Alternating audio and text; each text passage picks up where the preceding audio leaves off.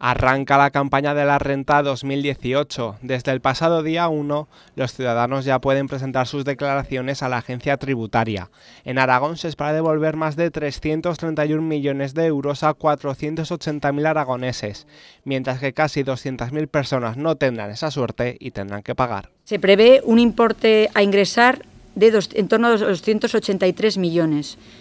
Un 3,6% menos que lo ingresado el año anterior. Cada vez los aragoneses presentamos antes nuestra declaración de la renta. Los nuevos servicios facilitan su anticipación, como una mayor agilidad de la vía telefónica en el plan Le Llamamos, que permite pedir cita de llamada, o la app para presentarla a través del móvil. Permite presentar la declaración en un solo clic.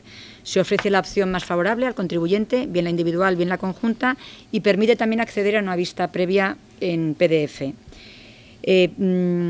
Si lo único que quiere modificar o cambiar el contribuyente es el código de cuenta IBAN o la asignación tributaria, también se permite hacer y presentar. El plazo de asistencia presencial se iniciará el 14 de mayo y la declaración deberá estar presentada, que nadie se le olvide, el 1 de julio.